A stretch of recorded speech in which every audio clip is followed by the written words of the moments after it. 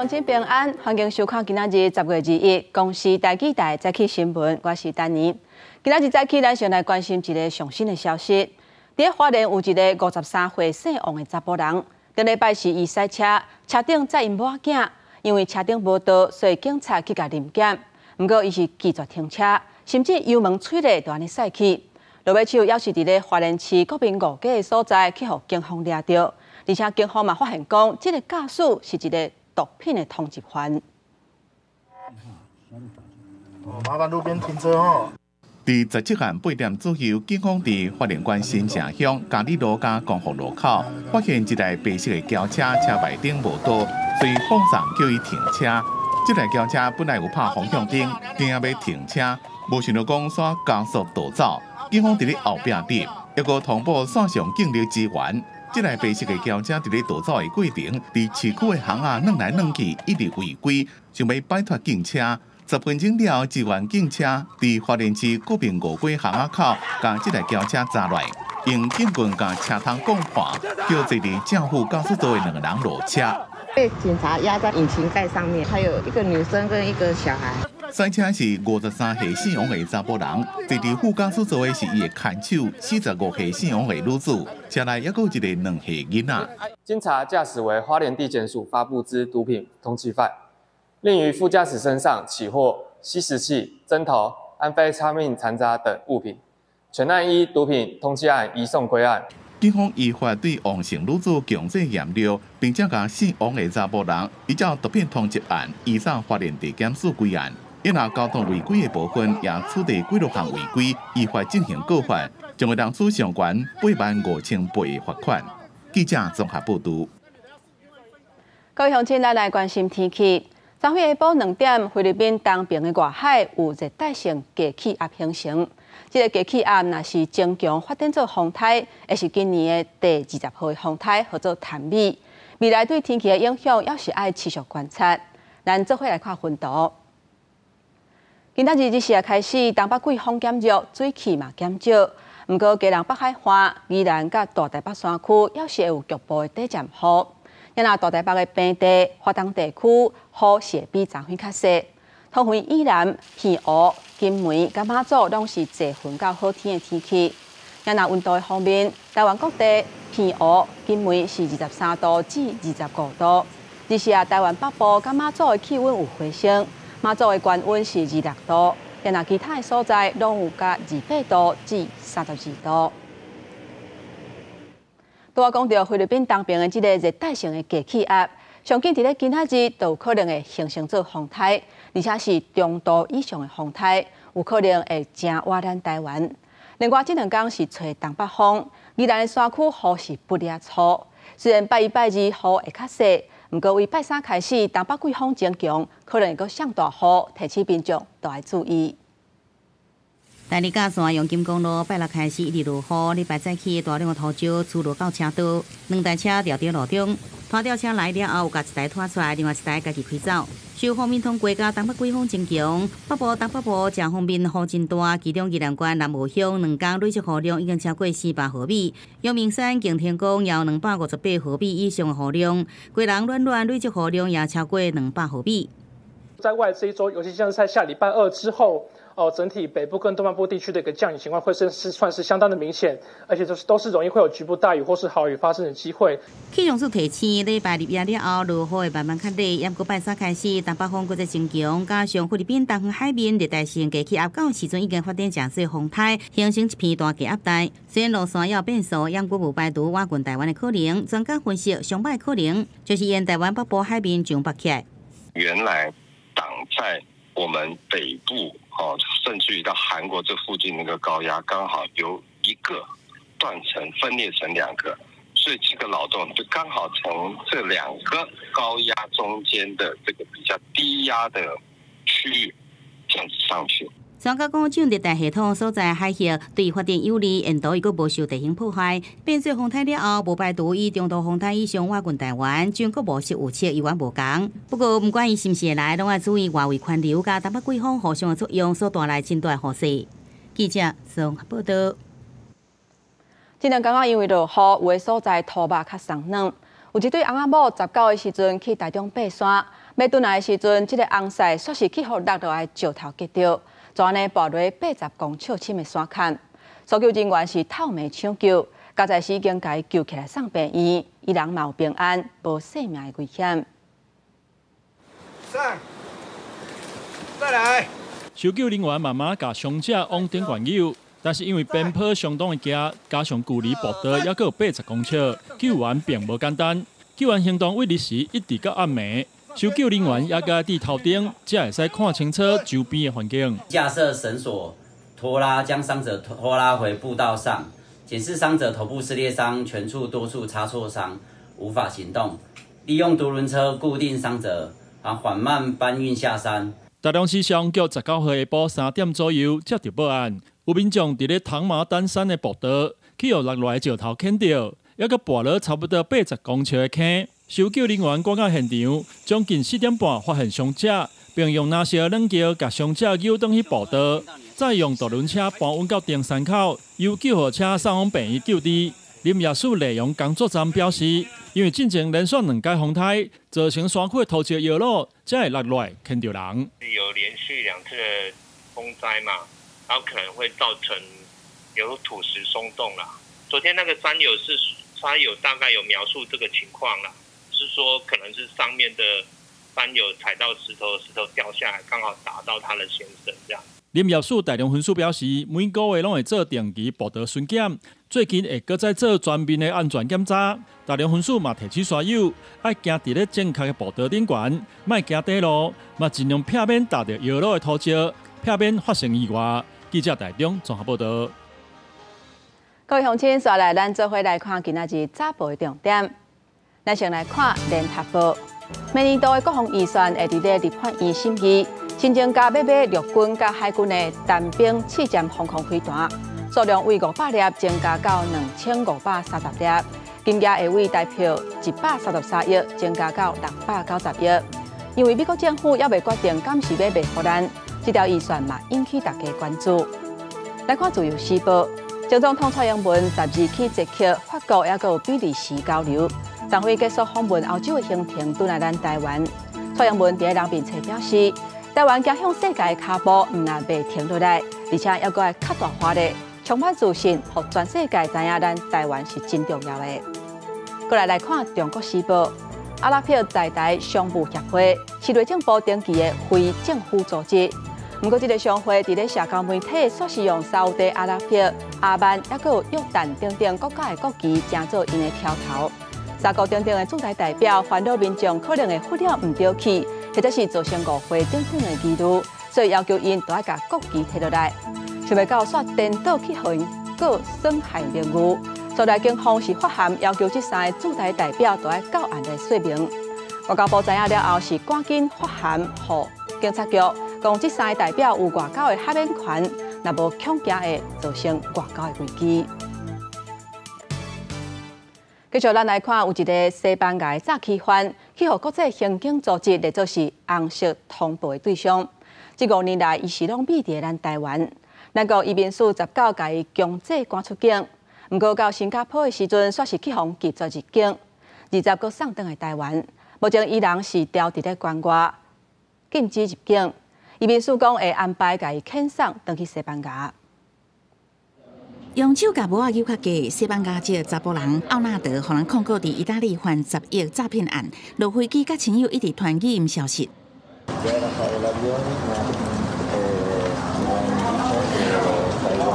奥纳德来台湾生活5年外，进前互人发现，互西班牙通缉，是国际刑警组织列作红色通报的对象。移民署强制甲赶出境，毋过才离境1天外，又搁出现伫咧桃园国际机场。我们现在跟外交部在共同努力的哈，将来如果说没有办法禁止入国的话，我们还是会继续的想办法把它上手。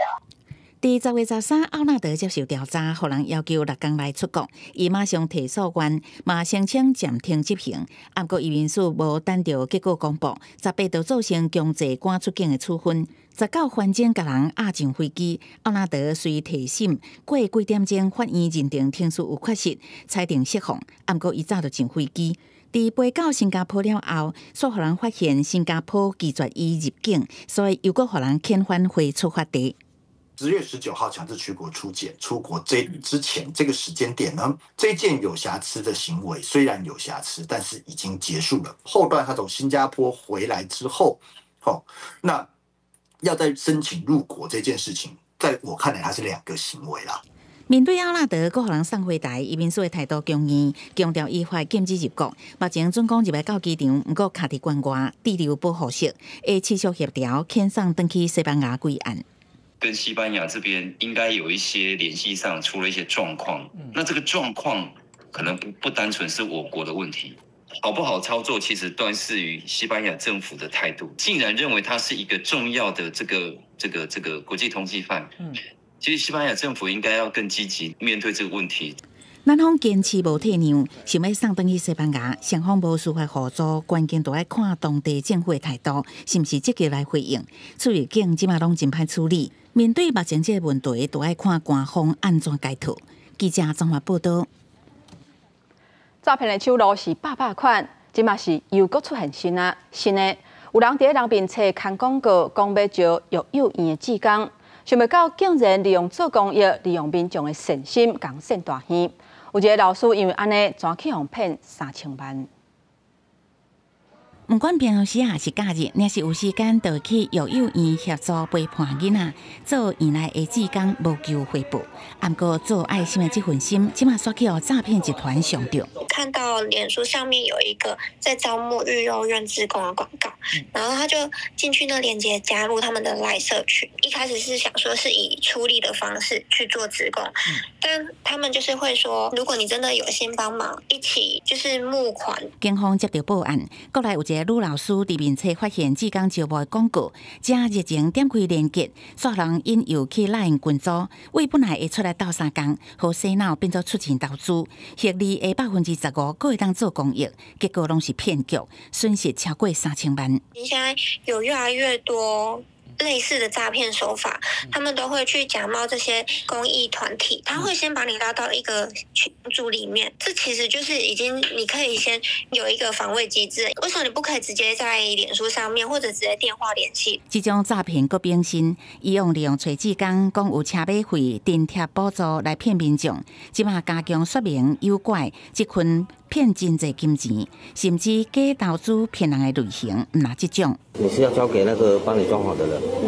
负责人领100万，互人快速动落来，讲是要付工程装潢费，去互警方要讲应该是一个讲法尔，无排除民众落入假投资的陷阱。起初表示需取款垫付装潢工程费用，而面对警方进一步询问时，便不再回复。诈骗离咱生活真近，爱小心，世界拢是危机。记者综合报道。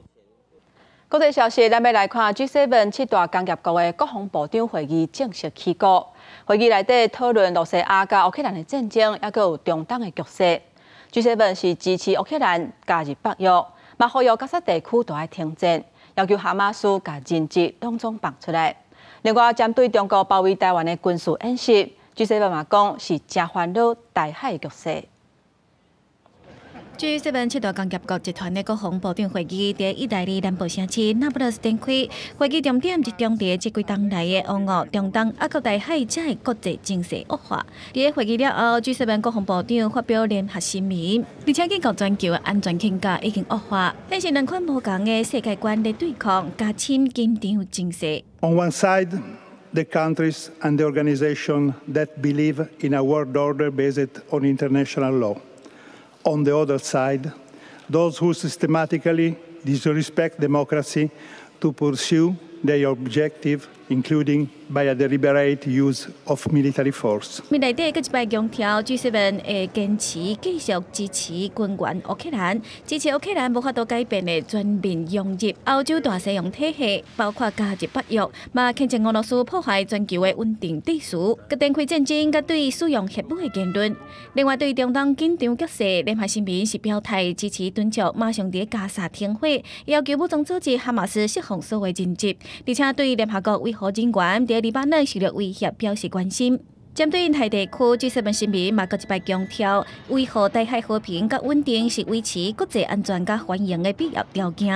而且对中国、俄罗斯联合军演，中国进行在台湾周围进行军事演习，表示欢乐。Allo stesso tempo esprimiamo la nostra preoccupazione per l'intensificarsi della cooperazione militare tra Cina e Russia, così come per il continuo sviluppo del programma nucleare della Corea del Nord, che rappresenta una minaccia diretta alla pace internazionale.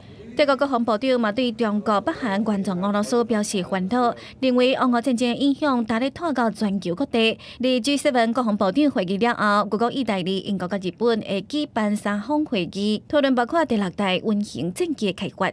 公司新闻台是董炳耀。继续来看，印尼总统普拉博沃正式就职，伊今年73岁，是印尼有史以来上届坐会总统。 参会的就职典礼，美国有派代表团去参加，也有马来西亚的首相甲中国国家副主席嘛拢有去现场甲恭喜。在书记引导之下，印尼前总统佐科威甲特别就职的总统普拉博沃进入国会。在柯南金见证之下，普拉博沃宣誓接替佐科威，开始未来5党的总统任期。除了伊以外，37岁副总统吉波人嘛共时间宣誓就职，而且签就职文书。Bismillahirrahmanirrahim. Demi Allah, saya bersumpah akan memenuhi kewajiban Presiden Republik Indonesia dengan sebaik-baiknya dan seadil-adilnya. 今年73岁，普拉博沃是印尼第8任的总统，嘛是印尼历史上年岁上悬的总统。过去满2届竞选总统却失败，正做佐科威做总统时期的国防部长。今年2月总统大选，伊甲佐科威大后生吉波人搭配，提出包括替儿童提供280亿美金的免费餐点的计划，才会竞选成功，得到超过58%的选票。第4月得到印尼选委会认可，宣布当选总统。 为了避免就职的典礼出现状况，印尼首都雅加达各地嘛部署包括定步警察、驻急手、加反无人机小组等等，差不多10万名的军警在现场周围戒备。Kelompok-kelompok yang kita pantau akan melaksanakan kegiatan aksi. Oleh karena itu, tentunya kami dengan Panglima TNI terus bekerja untuk memitigasi, meminimalisir. 20早起的就职典礼包括美国驻联合国大使格林菲尔德率领官方代表团，英国外交大臣拉米、马来西亚首相安华加中国国家副主席韩正等等，数十名各国的外交官员嘛拢到现场祝贺。公司新闻的是董炳耀。来关心古巴大停电到当时已经第3天啊，目前还有几啊百万人也无电通好使用。因的联关矿业部长预估，这2天啊大部分的所在都会当恢复供电。 目前已经有派5万外的人员去修理，不过有另外一个季风奥斯卡离因是愈来愈晚，惊讲若扫入来，才会修理好势，会贵的又搁害了了。在海湾那这个社区的居民，黑暗中讲盘讲话抗议大规模停电，也佮把本所等伫咧路中，公车拢无法度过。警方交会了，甲人赶走路健康，即马古巴也有几落百万人无电通用。La recuperación total, esa que hablábamos, que puede ser mañana y que puede ser en los últimos clientes en martes, eso no quiere decir que volvamos a una totalidad. Vamos a llegar al punto de partida. Es decir, se pronostica que vamos a seguir dando afectaciones eléctricas porque seguimos con la falta de combustible. 首都海湾那人口有200万，有一寡社区已经有电，不过大部分的地区依然是黑暗暗。若是电费无多，真侪家电供水系统也爱用电。有一寡民众趁冰箱内面的食物也未歹进前，伫咧路边煮饭，因为停电，真侪店无开，几间有开的店外口拢摆家落长要飞胖。 10倍古巴上大的电厂各种停机，国家电网规个拢停来，虽然紧急修理好势，也过尾也过歹去，2天内停3变电，即马学校关起来，大众运输无驶，交通车顶袂倒。 首都海湾啊，差不多规个拢无法度运作。另外，互人担心的是，已经登陆巴哈马、大希纳瓜岛的飓风奥斯卡，正向着古巴这边过来。美国国家飓风中心20透早5点的估计，奥斯卡最大时速风速每点钟130公里，估计离规个古巴东部将会有120到220毫米的雨量，有一寡所在可能会到380毫米。 当局派52000位员工来抢修电力，即马奥斯卡可能搁来乱，就惊讲修好了会搁互风吹歹。公司新闻吴文玲报道。今仔日国际上还有啥物大代志？带各位乡亲咱做伙来看世界。在日本新来参观的美军第7舰队讲，美国甲加拿大军舰昨昏驶过台湾海峡。有日本媒体指出，中国加强对台湾军事施压的力头。这届美国甲加拿大军舰驶过台海，目的就是要牵制中国。有一个乌克兰的调查指出，有为台湾来工具机、微电子产品、化学品、半导体，还有微电子产品的生产工具等等。在乌克兰战争2022年2月份爆发了后，有流入去罗西亚的军工业。来看加沙走廊，卫生部今仔日表示，以色列的军队昨昏对加沙北部贝特拉希亚镇发动空袭，高达造成87个人死亡，有超过40个人受伤。针对这点，联合国中东和平特使是大力谴责。中华职棒第2战煞过，不过伫咧第1战煞场的时阵，有球迷反映讲这动线是无啥顺，可能有安全的疑虑。昨昏台北捷运是加派卡手，透过分流，让人阵伫咧半点钟左右都拢消化了啊。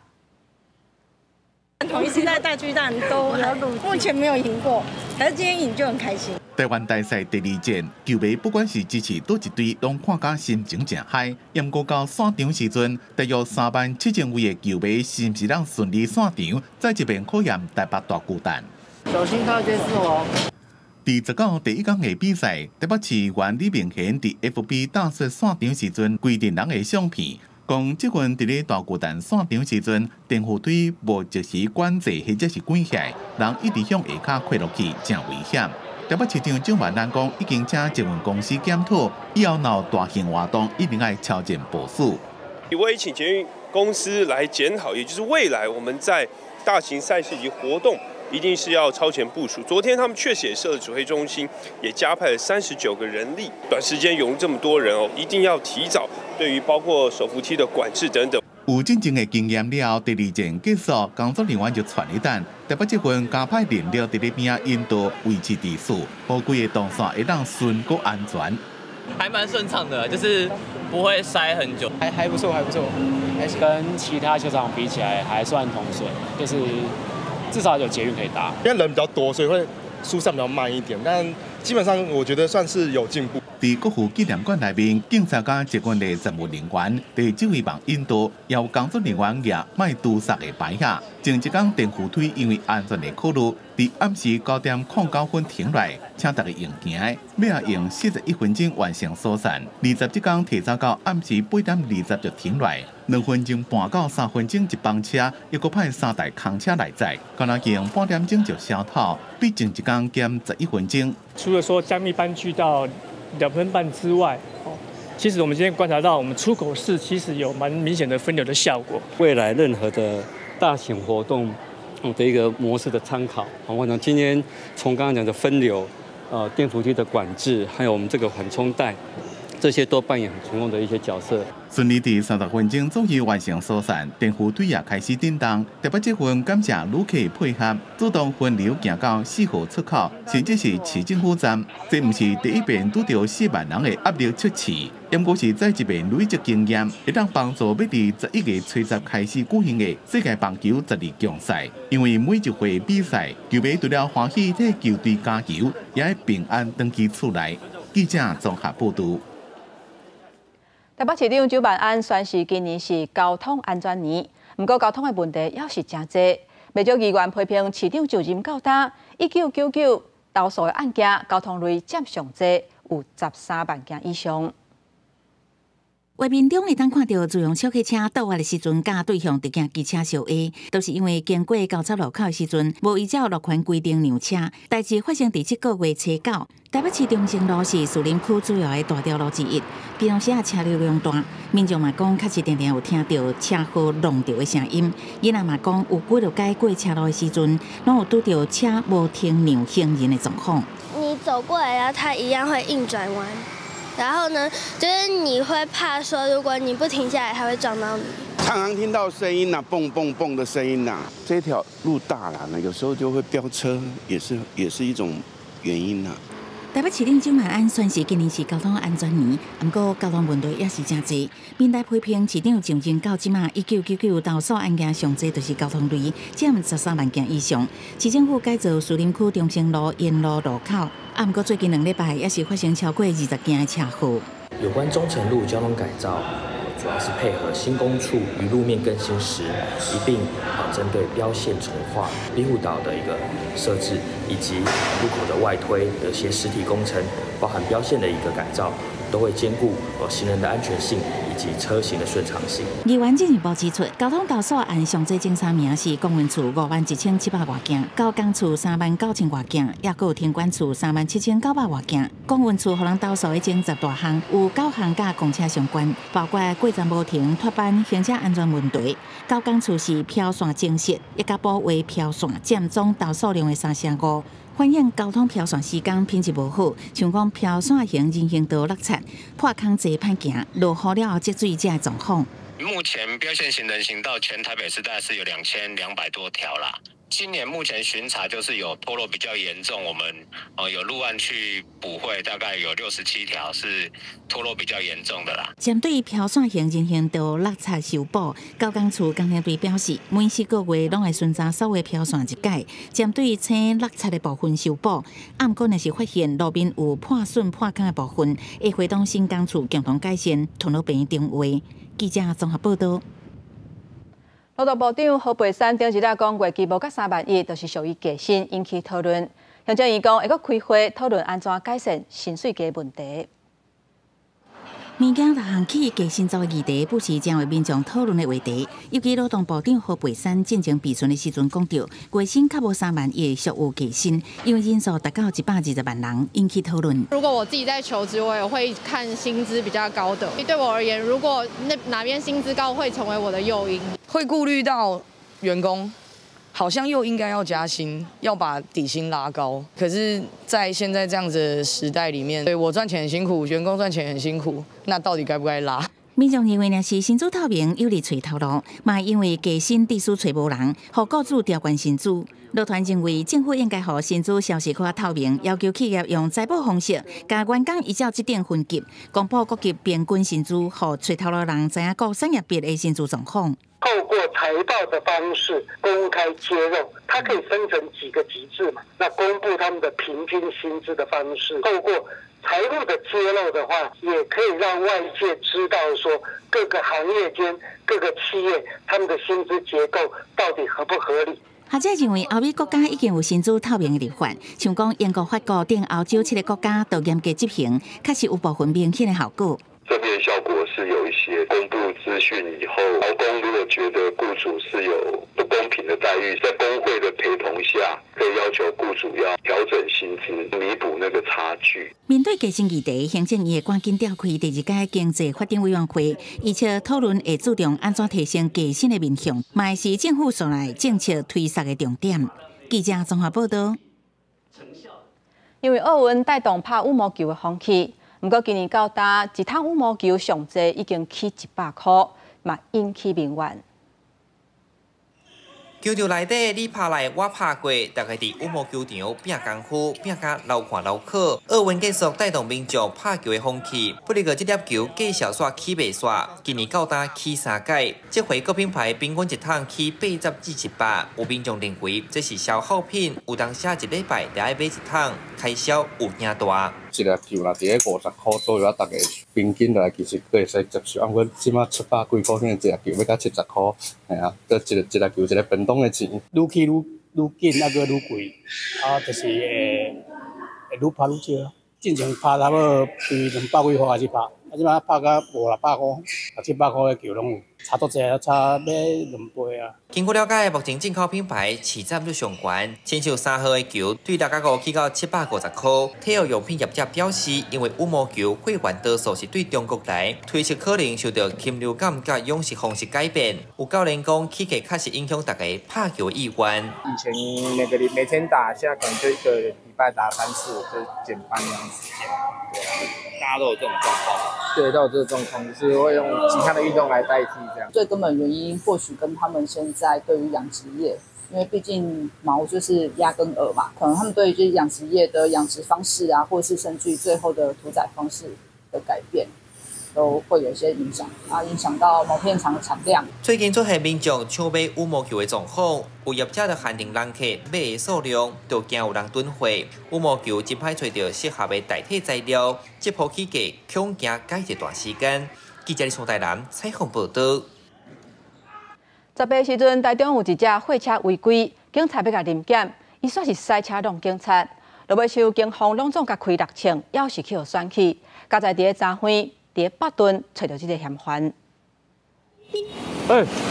晚间19尾嘛，巡逻发现这台货车违规倒弯，而且驾驶无下安全带，警方要求停车，不过货车煞加速逃走。警方一直入到宽中东路，货车叫头前的车挡掉的，远景虽背称，话货车驾驶爱停车，不过驾驶无插，搁加速冲浪。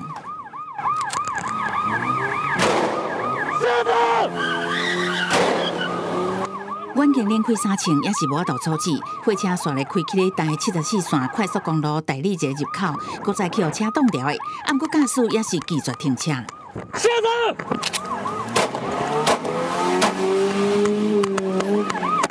远景搁再向货车开3枪，不过也是去互位边的空棚顺利逃走。警方事后根据监视器，也搁车牌追查，先伫北屯区找到互人等伫路边的涉案货车，搁伫20中昼掠到货车驾驶姓尤的嫌犯。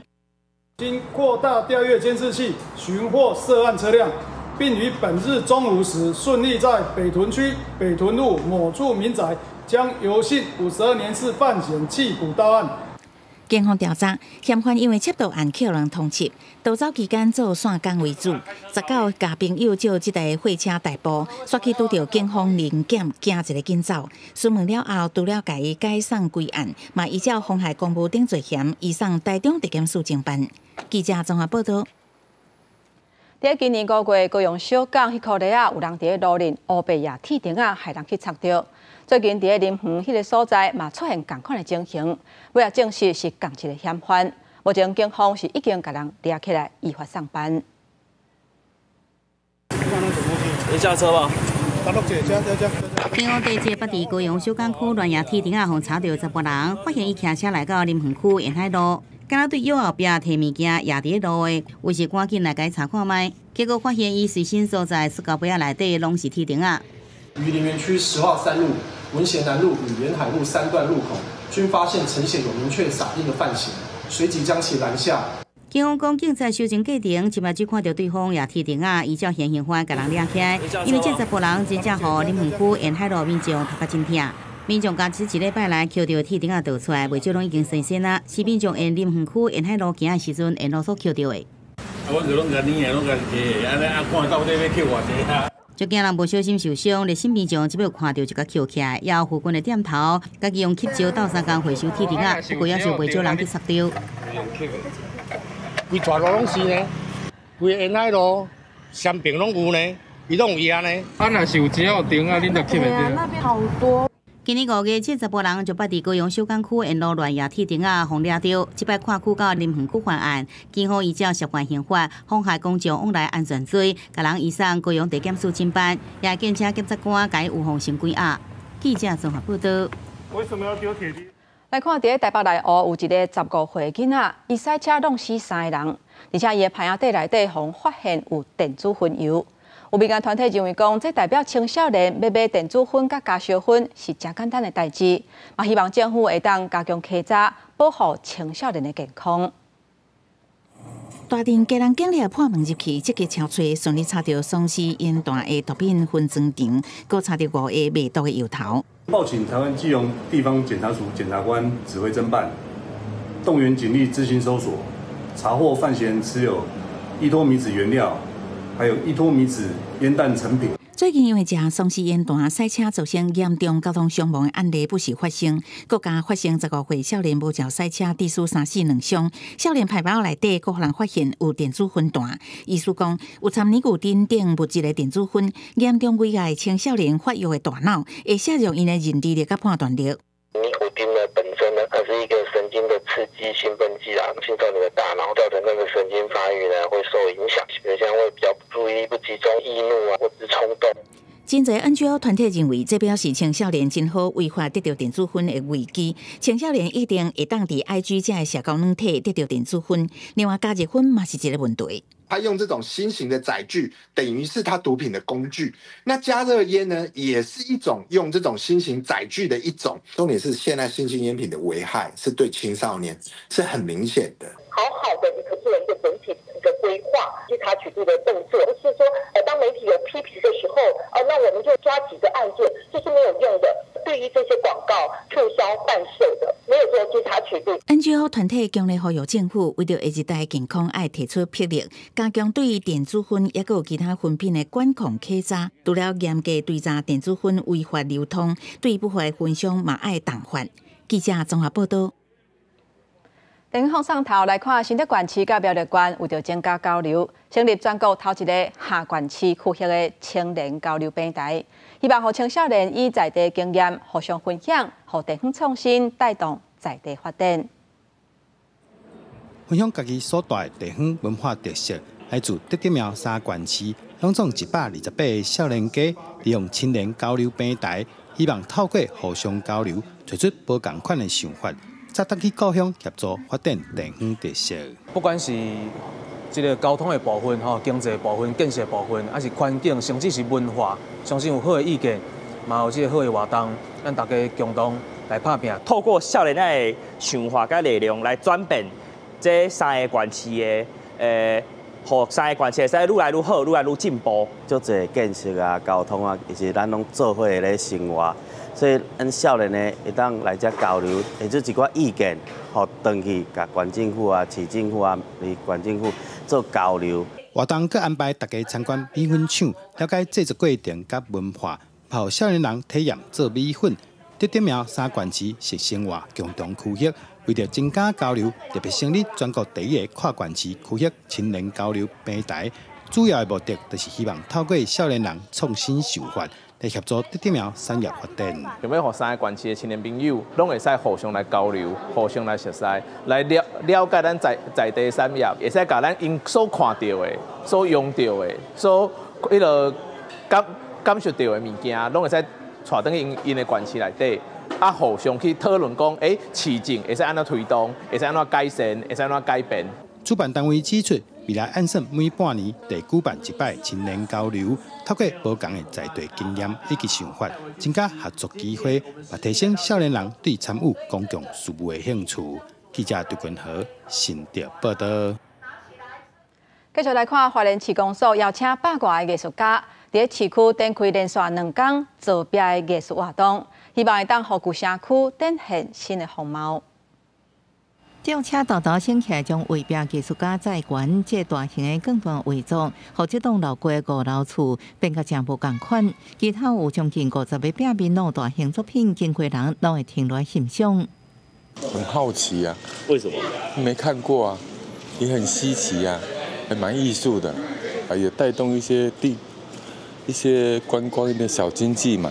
这场围壁艺术是自2024国际街路文化大典风格会议 Meeting of Style Taiwan 感情 MOS19开始连续2天伫市区有上百个国内外艺术家创作，希望为地当了花莲带来新的风貌。很多墙面都是以地震倒塌后的或是受损的墙面为出发，我们就希望说让大家能够记得这件事情，对，因为我们觉得应该是正视伤痛，然后能靠着这些涂鸦创作艺术家的作品来让大家提振信心。为了让艺术家拥有壁面创作，市公所特别选伫老旧社区的高尾来举办，各定成员以提供壁面设置体门民众，希望因打造无共款世代的街道文化。东京的竹下通，在我们元素的这个部分出来，那赋予非常多年轻跟灵魂的这个部分，也希望说，未来在我们花莲市的一个旧城区的部分，能够成为年轻人新一代的赋予灵魂的一个非常重要的一个街头文化的指标。除了围壁艺术，现场还有市集、街舞、厨房运动等，到暗时配合特殊的电光显色，老街社区街道外面肯比较观光气观光。记者综合报道。伫个家己新港的大兴路附近有奉天宫，较早是真热闹。不过后来因为车路改建，才怎渐渐落车。即马新港文教基金会办活动，希望会当互遮搁再兴起来。小跳啊，趣味的表演，艺术空间的体验课程，表演在地故事的布袋戏，还有在地囡仔的音乐演出。嘉义县新港逐档的举办的艺文活动数几项，头届刷来洪天宫后壁大兴路举办，互即档20活动的闹市场，搁一摆闹热起来。即个办即个活动人做侪，我感觉是当带动遮个不同的那个气氛。新港的人口降落来无到3万，就讲咱人口的流失愈来愈严重。这人口流失的中间，搁当办到即款活动，人愈来愈多，这是足无简单啦。和在地人合作后街大兴路，因为有菜市啊甲洪天宫，所以较早是真闹热。但是因为道路改造工程的影响，煞来改变这原本的商业发展。新港文教基金会就专讲封路办艺文活动，搁邀请车的店家要来活发这条后街。做街了然后去菜市啊嘛，菜市了，是不是爱等一段时间人就刷过早市啊？早市了，人就感觉习惯伫遐咧买物件，渐渐才就变较文市，无以前遮那武市咧，这菜市啊，这是菜市啊，内底嘛拢菜市啊。新港人拢靠这个后街咧生活，但是怎啊慢慢毋是无方便啊，做交通不方便也是安怎？就慢慢无去。阮是希望讲这慢慢过会当看会当过好无。新港文教基金会表示，这条大兴路双边边的人行道真宽真好行，即马阁有悬停购置玫瑰灯、咖啡厅、甲册店进驻，未来会配合社区营造的规划，互这条代表地方生活文化街仔路活发。记者林慧婷嘉义报道。有一个歌戏的演员郭婉如，伊做歌戏已经有20年啊。伊伫新北市开课，教学生唱歌戏、练骹步手路，希望会当传承咱本土的文化。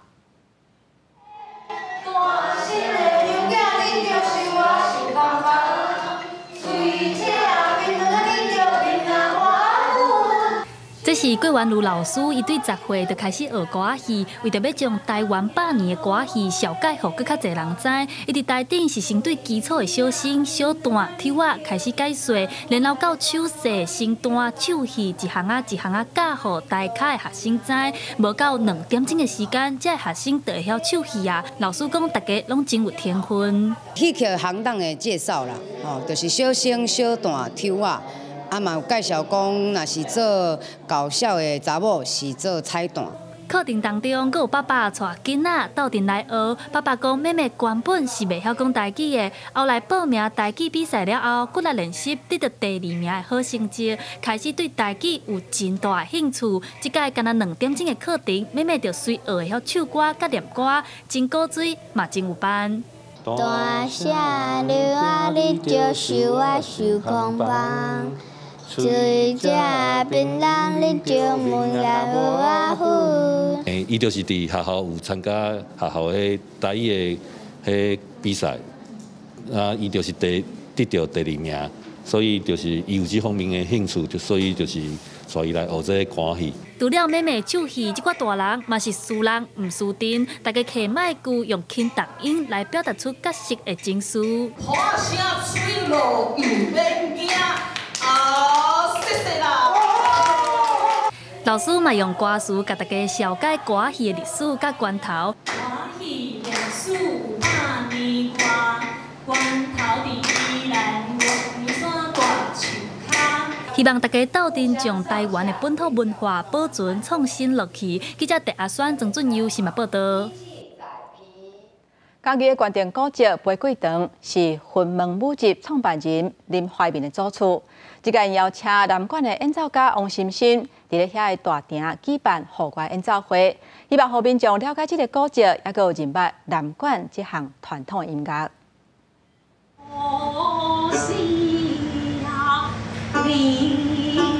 伫玫瑰堂的厅斗，大家拢真认真欣赏舞台顶的南管演奏。17暗时，嘉义县定古寺玫瑰堂邀请知名的南管演奏家王心新来演出，互大家暗时啊伫户外来欣赏南管的艺术音乐。以前我倒来南部咧上班的时阵哦，我若要看一个较有水准的，我就爱走去台中、台北。啊，可是想不到说新港也可以有这么好的那个表演，就觉得感觉讲真幸福。我会记得较早捌伫册内底看到讲，南管就是真侪是伫厝内底演奏的，然后今仔日看到就是讲，伫林怀民老师因老家内底演出的时阵，就有迄个临场感。已经有将近8档历史的玫瑰堂，是云门舞集创办人林怀民的祖厝，自开幕到今，已经有超过10万人来过。林怀民表示，古厝配合南管的音乐，让古迹的活法有新的表现方式。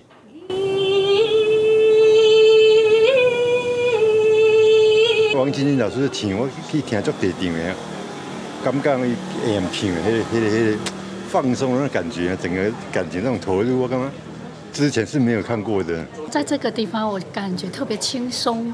特别想到我以前小时候，其实就是类似像这样的一种场合，然后借着月光在大树下，在这种屋檐底下唱，就是回到从前的时候。玫瑰堂表示，这次暗时的南管演奏连续3天，10暗时嘛会伫网络顶面直播，希望透过这个活动，互民众认捌南管这项传统音乐艺术，嘛会当互新港在地乡亲对这个近100年的古迹有新的感受。记者林慧婷家己报道。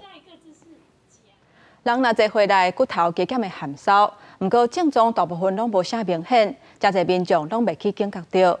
尤其是咱台湾大腿卡起来长骨这个所在，骨头闭起的比例伫亚洲是占上侪。一年来死亡率有加20%。卫生就讲，除了坐火人，听经了后的附近人嘛爱特别注意。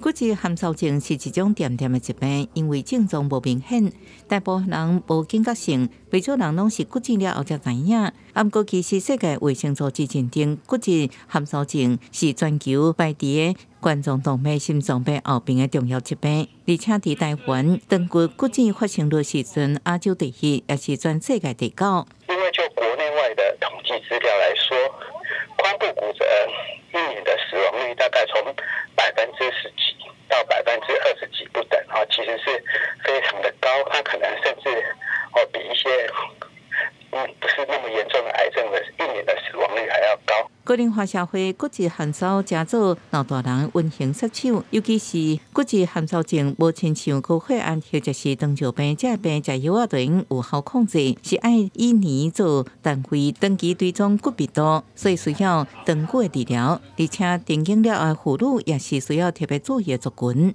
我们妇女第一个，它最高的骨密度相对就是比较低啊。那第二个的话，它在停经的前5到10年，它有一个骨质的快速的流失，那因此就会造成它最后骨密度比较低。骨质含烧症是长期的问题，分子拢可能加速骨质流失。少年人虽然得到的几率相对是较低，不过若较无运动或者是照日头较无够，无立即高本，未来依然有可能加做高风险的族群。记者综合报道。今仔日天气啥款？天气报你知，咱做伙来看卖。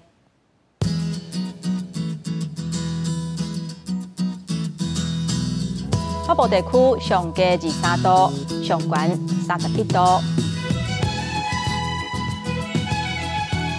中部地区上低23度，上悬34度；南部地区上低24度，上悬34度。南部地区上低23度，上悬31度。咱来看外岛地区，21度至30度。感谢乡亲收看今仔日的早起新闻，我是丹妮，明仔载同这个时间，咱再会。